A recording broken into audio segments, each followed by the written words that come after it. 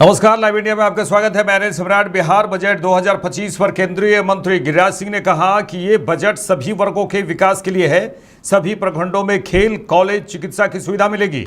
इस बजट में SC ST के बच्चों की छात्रवृत्ति दोगुनी हो गई है। ये बजट सर्वांगीण विकास का बजट है। उन्होंने कहा कि इसलिए देश के प्रधानमंत्री ने लाडला मुख्यमंत्री कहा है। ये बजट सतत विकास, सभी वर्गों के विकास के लिए है। ये 20 साल की जो यात्रा है, ये 20 साल की यात्रा में जब जब थोड़ा रुकावट आई तो आरजेडी की सरकार के कारण आई। आरजेडी की सरकार जब शामिल हुई उसके कारण, और आज 26 लाख से 3,16,000 मतलब 26,000 से 3,26,000 तहत के बजट हुई।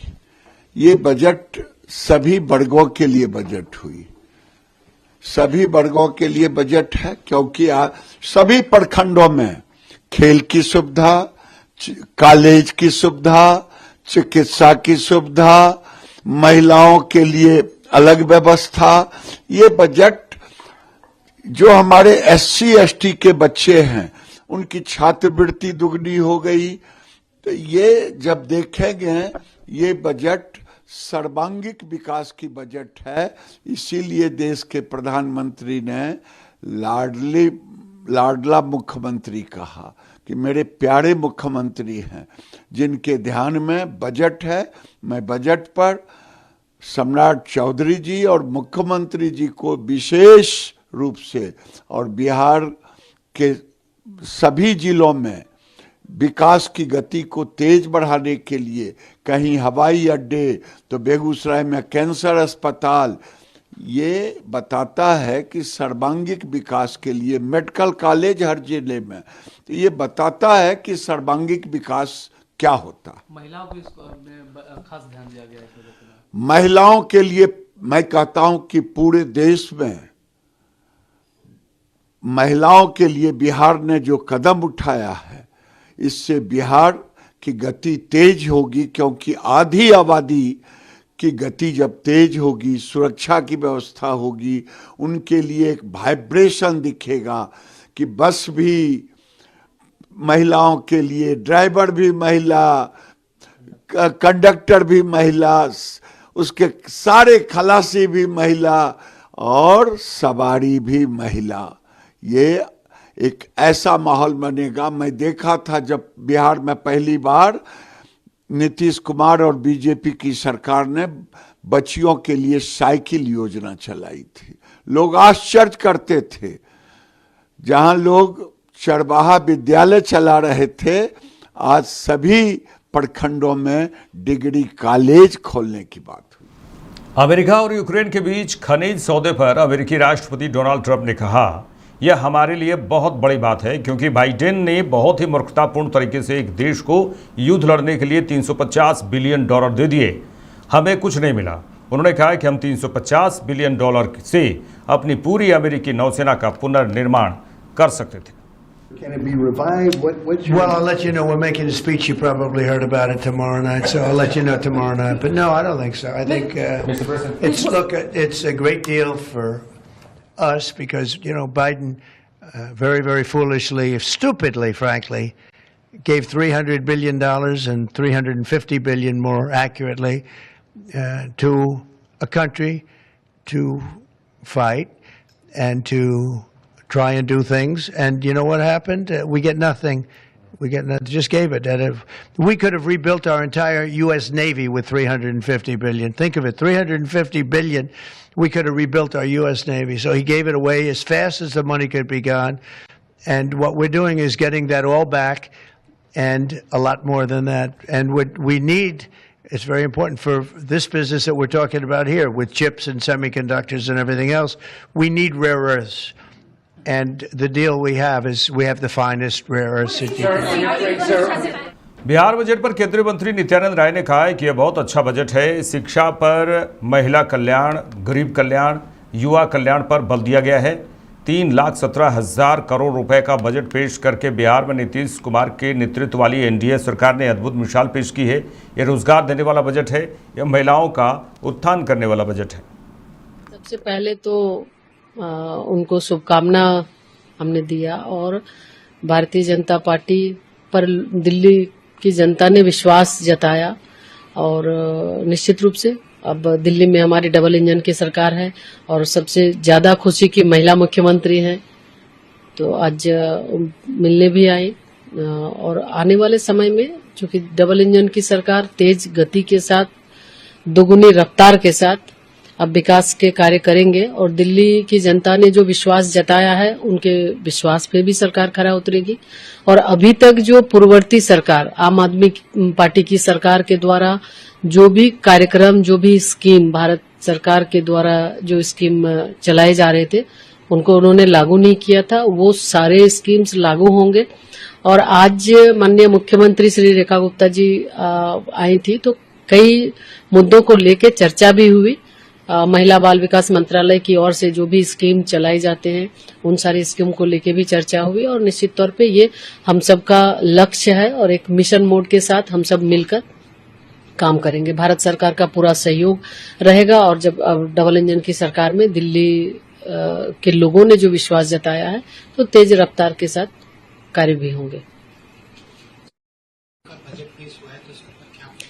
देखिए, झारखंड प्रदेश में आज बजट पेश किया और ये बिल्कुल निराशाजनक बजट है।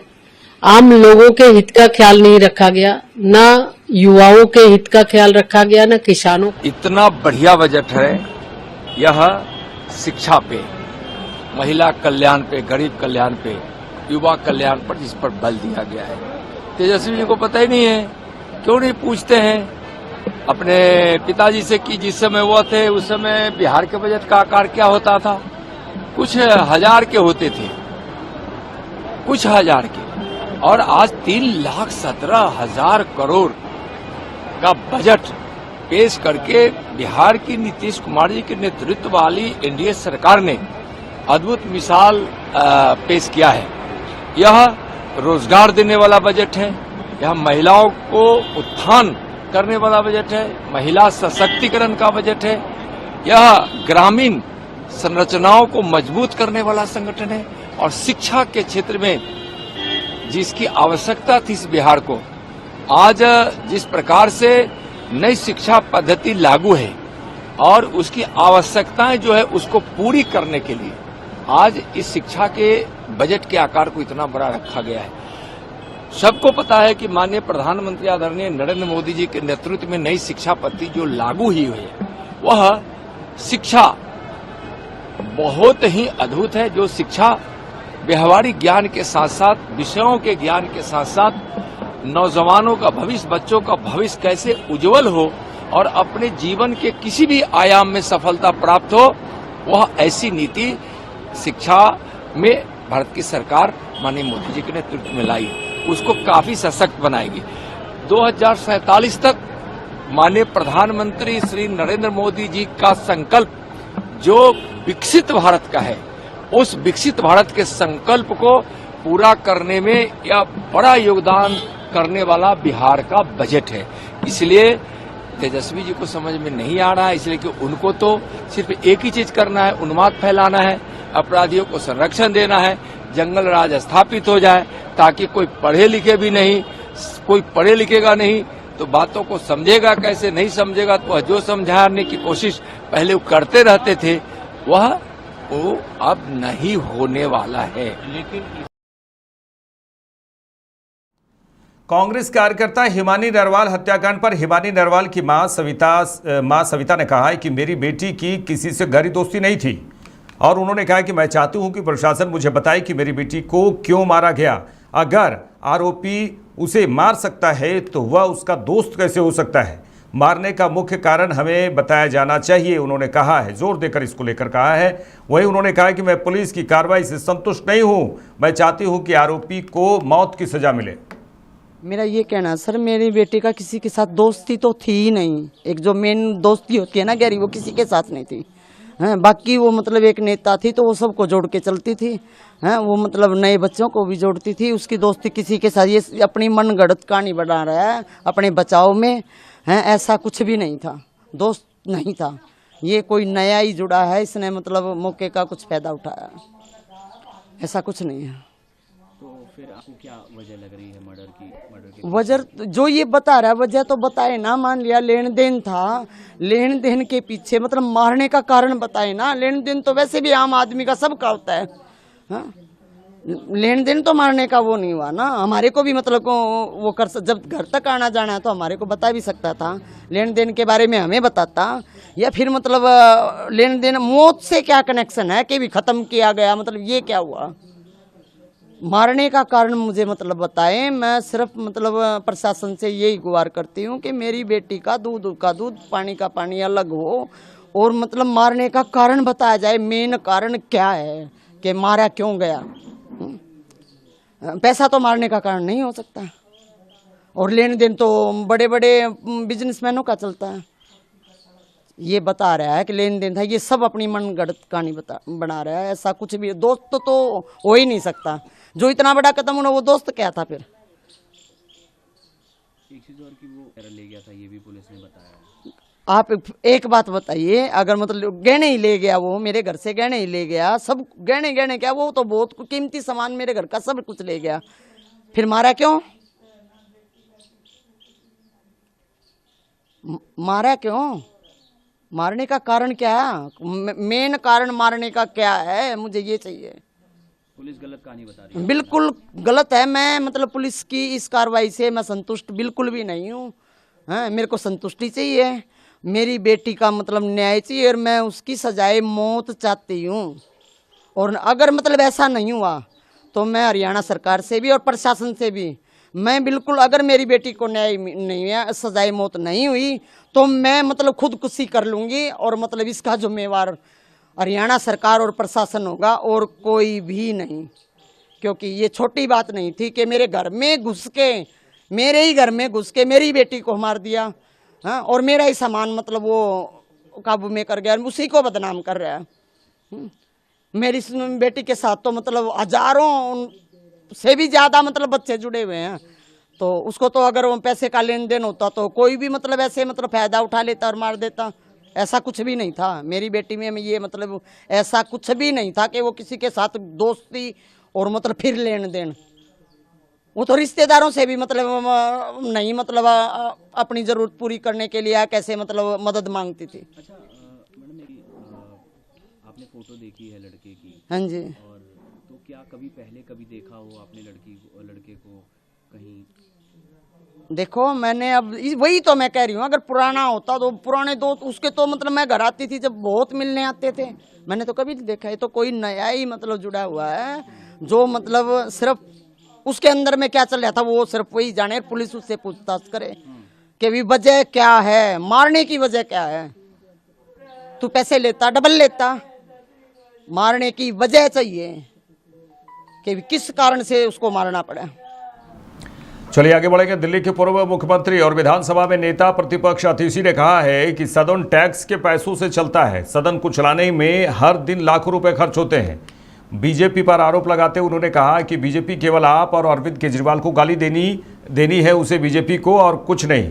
उन्होंने कहा कि मैं बीजेपी से ये कहना चाहती हूँ कि दिल्ली की जनता ने आपको गालियाँ देने के लिए नहीं बल्कि काम करने के लिए चुना है। हमने सदन में जैसे ही 2500 रुपये का मुद्दा उठाया तो तुरंत स्पीकर और बीजेपी विधायक तिलमिला उठे, हमारे माइक बंद कर दिए गए और बाहर फेंक दिया।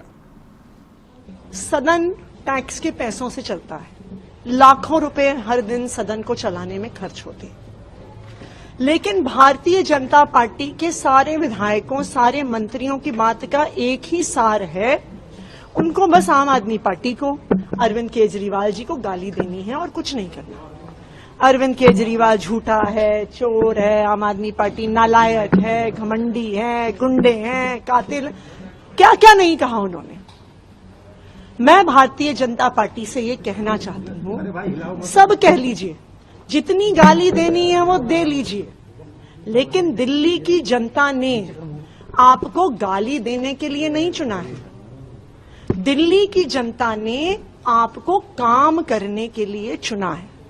और 4 दिन के सदन में, जिसमें दिल्ली के टैक्स पेयर का लाखों रुपया खर्च हो गया, एक भी काम से जुड़ी हुई बात भारतीय जनता पार्टी ने नहीं करी है। भारतीय जनता पार्टी ने यह वादा किया था, मोदी जी ने यह वादा किया था कि पहली कैबिनेट की मीटिंग में महिलाओं को 2,500 रुपए की स्कीम पास होगी। उन्होंने ये वादा किया था, मोदी जी ने गारंटी दी थी कि 8 मार्च को दिल्ली की हर महिला के खाते में 2,500 रुपए की पहली किश्त आ जाएगी। आज 3 मार्च हो गई, 5 दिन बाकी हैं। क्या भारतीय जनता पार्टी 5 दिन में दिल्ली की हर महिला को 2,500 रुपए देने वाली है? जैसे ही सदन में हमने 2,500 रुपए का मुद्दा उठाया, तुरंत भारतीय जनता पार्टी के अध्यक्ष तिलमिला उठे, भारतीय जनता पार्टी के विधायक तिलमिला उठे, हमारे माइक बंद कर दिए, हमें बाहर फेंक दिया गया। ये क्या दिखा रहा है? भारतीय जनता पार्टी का दिल्ली की महिलाओं को 2,500 रुपए महीने देने का कोई इरादा नहीं। दिल्ली बीजेपी अध्यक्ष वीरेंद्र सचदेवा ने कहा है कि जब आपके काले कारनामों का खुलासा कैग रिपोर्ट में हुआ तो उससे बचने के लिए आपने बाबा साहब भीमराव अम्बेडकर की फोटो के पीछे छिप गए। यह आपका चरित्र है। उन्होंने कहा कि विधानसभा अध्यक्ष जो निर्णय लेते हैं वे परिस्थिति के हिसाब से लेते हैं। कैग रिपोर्ट में अरविंद केजरीवाल की चोरी, भ्रष्टाचार और लूट का शासन बताया गया है। मुझे लगता है गोपाल राय की याददाश्त भी शायद ठीक नहीं है। पहले दिन से विधानसभा में हंगामा करना, माननीय उपराज्यपाल के अभिभाषण पर शोर मचाना, चर्चा नहीं होने देना, और फिर जब आम आदमी पार्टी के काले कारनामों का खुलासा सीएजी रिपोर्ट में होता है तो उससे बचने के लिए बाबा साहब की फोटो के पीछे छुपना, यह है आम आदमी पार्टी का चरित्र। गोपाल राय को यह बात समझ में आनी चाहिए कि विधानसभा स्पीकर जो भी निर्णय लेते हैं वो परिस्थिति के अनुसार लेते हैं, और जिसे वो विंडिक्टिव डिसीजन कह रहे हैं वो तो हमने देखा पिछले 11 सालों में कैसे अरविंद केजरीवाल, गोपाल राय, मनीष सिसोदिया ये सब करते थे। और इस बार भी मैंने खुद विधानसभा स्पीकर का वक्तव्य आज सुबह न्यूज़पेपर में पढ़ा कि वो चाहते हैं कि विपक्ष सदन में आए, चर्चा करे, लेकिन ये लोग चर्चा करना नहीं चाहते क्योंकि चर्चा करते ही इन सबके काले कारनामे खुलते हैं। उस सीएजी रिपोर्ट में बताया जाता है कि कैसे चोरी, भ्रष्टाचार और लूट का शासन अरविंद केजरीवाल का था। तो मैं चाहूंगा गोपाल राय आप पूरी चर्चा में भाग लें, हम भी चाहते हैं, लेकिन सच का सामना करने की हिम्मत रखें। अरवार ने कहा है कि अभी 2 कैग रिपोर्ट आए हैं, 14 आने हैं टोटल, जिसमें 2 आए हैं, और ये 2 दिखाता है किस तरीके से केजरीवाल जी ने हर एक डिपार्टमेंट में करप्शन किया है। तो हम तो पहले दिन से भारतीय जनता पार्टी इस बात को कह रही है कि अरविंद केजरीवाल का नाम का मतलब ही भ्रष्टाचार है। जहां जहां अरविंद केजरीवाल ने हाथ डाला है वहां चोरी, लूट, कमीशन, दलाली के अलावा कुछ किया नहीं है। और अभी 2 जो सीएजी रिपोर्ट आई है उसी से कान खड़े होते हैं कि छोटी छोटी चीजों की अनदेखी की गई है, लोगों के स्वास्थ्य के साथ खिलवाड़ किया गया है, लोगों को लूटने का काम किया गया है। कैसे शराब घोटाले में पर्टिकुलर 3 कंपनीज को प्रमोट करने की कोशिश की गई और पर्टिकुलर ब्रांड्स को बेचने की कोशिश की गई, अवैध शराब बेचने की कोशिश की गई। तो ये तो अभी 2 रिपोर्ट्स आई, अभी 12 बाकी हैं। और मुझे लगता है जैसे जैसे वो रिपोर्ट्स आएंगी और जैसे जैसे जांच आगे बढ़ेगी, इन सब के जो काले कारनामों का हिसाब है वो कानून करेगा। बीजेपी के राष्ट्रीय महासचिव तरुण चुग ने सपा नेता और महाराष्ट्र के विधायक अबू आजमी के औरंगजेब वाले बयान पर कहा है कि हिंदुओं पर अमानवीय अत्याचार करने वाले मुगल शासक और औरंगजेब एक क्रूर हिंसक शासक थे। वोट बैंक की राजनीति के कारण इंडी गठबंधन के नेता उनका गुणगान कर रहे हैं। हिंदुओं पर राक्षसी वृत्ति से अमानवीय अत्याचार करने वाले मुगल शासक औरंगजेब एक क्रूर हिंसक शासक थे। वोट बैंक की तुष्टीकरण की राजनीति के कारण इंडी गठबंधन के नेता उनका गुणगान कर रहे हैं, महामंडित कर रहे हैं। राहुल गांधी जी एक तरफ तो आप तथाकथित मोहब्बत की दुकान चला रहे हैं, वहीं आपके गठबंधन के, आपकी पार्टी के नेता कभी औरंगजेब की कब्र पर चादर चढ़ाते हैं, कभी खिलाड़ियों का अपमान करते हैं, कभी सनातन का अपमान, कभी संस्कृति का अपमान, कभी देश के इंस्टीट्यूशंस का अपमान करते हैं, ये दुर्भाग्यपूर्ण है। देश आक्रमणकारी, अत्याचारी, अहंकारी राक्षस औरंगजेब को खलनायक मानता है और उनके राक्षसी इरादों को फौलाद बनकर रोकने वाले पूज्य नवम गुरु गुरु तेग बहादुर साहब, पूज्य दशम गुरु गुरु गोविंद सिंह साहब, पूज्य छत्रपति शिवाजी महाराज, पूज्य छत्रपति संभाजी महाराज को अपना नायक, अपना देव मानता है। एक तरफ खलनायक हैं, एक तरफ भारत के नायक हैं।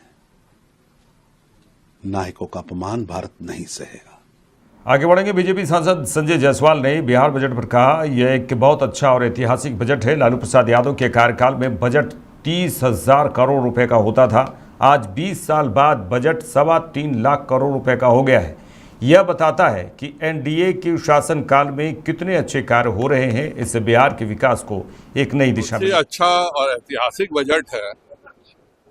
30,000 करोड़ लालू जी के समय में बजट होता था और महज आज 20 वर्षों में 3.25 लाख करोड़ अर्थात 10 गुना से ज्यादा की बढ़ोतरी का बजट है।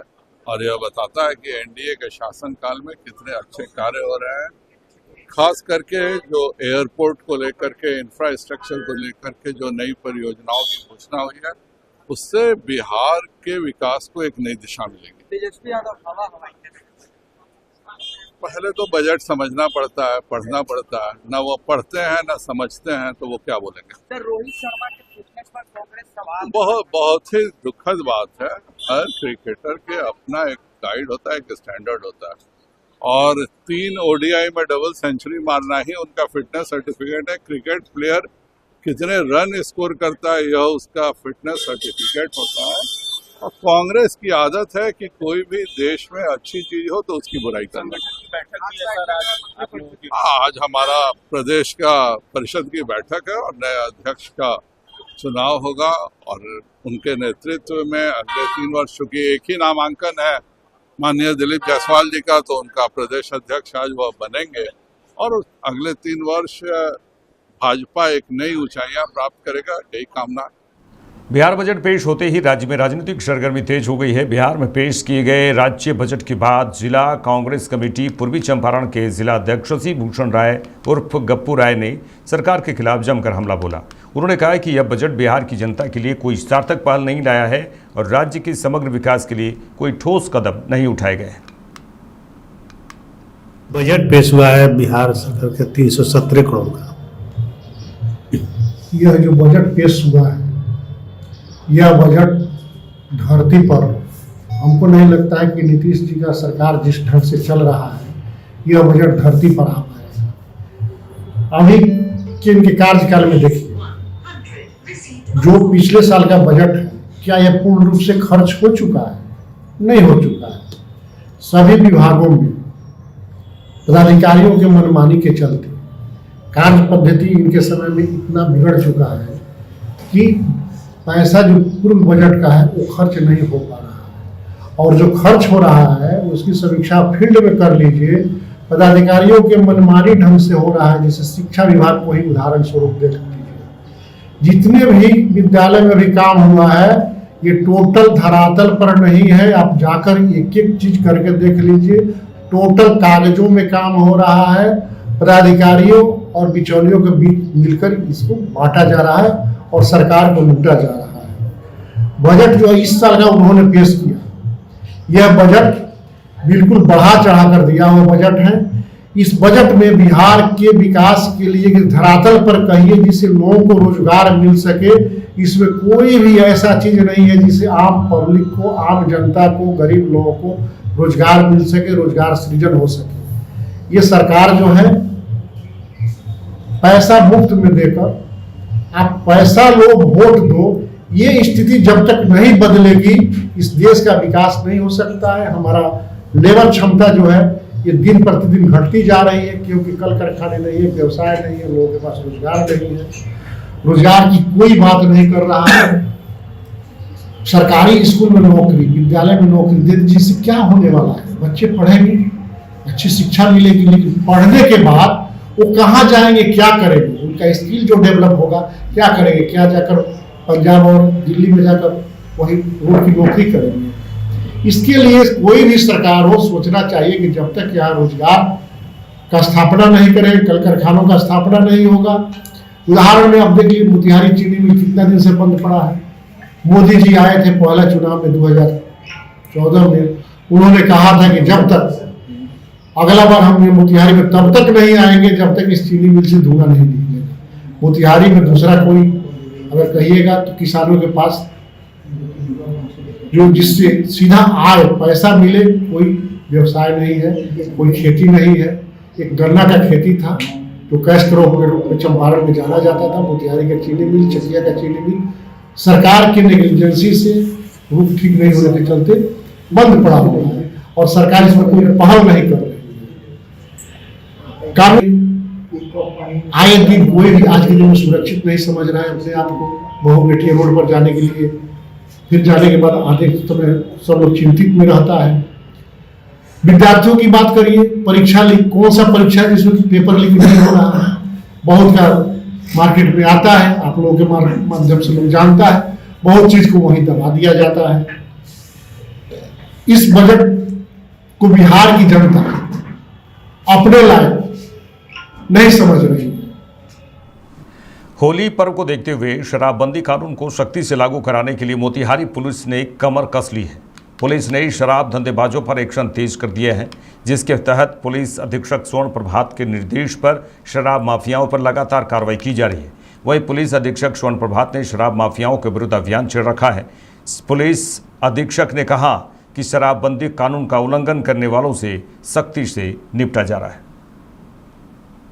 होली को लेकर पूरे जिला पुलिस को विशेष रूप से सतर्क किया गया है और इसमें करीब 1 महीने पहले से ही हम लोगों ने लगातार अभियान चलाना शुरू कर दिया है। इसमें सभी थाना अध्यक्ष को निर्देश दिया गया कि जितने भी जिले के हॉट स्पॉट्स हैं, दियारा एरिया है या ऐसी टोलियां जहां पर शराब का निर्माण होता है, उन जगहों पर लगातार डेली सुबह और शाम छापेमारी करें और जो अर्धनिर्मित शराब है उसको विनष्ट करें और अगर शराब वहाँ पे पाया जाता है तो उसके फॉरवर्ड बैकवर्ड लिंकेज स्थापित करते हुए जो भी शराब माफिया इन्वॉल्व है उसको गिरफ्तार करें। इसके अलावा जो है इंटेलिजेंस कलेक्शन भी किया जा रहा है और इस इंटेलिजेंस कलेक्शन आसूचना संकलन के आधार पर कई लग्जरी गाड़ियों से भी शराब हाल के दिनों में बरामद की गई है और ये कार्रवाई लगातार होली तक जारी रहेगी। इसके अलावा थाना प्रभारी को प्रिवेंटिव एक्शन लेने के लिए भी निर्देशित किया गया है।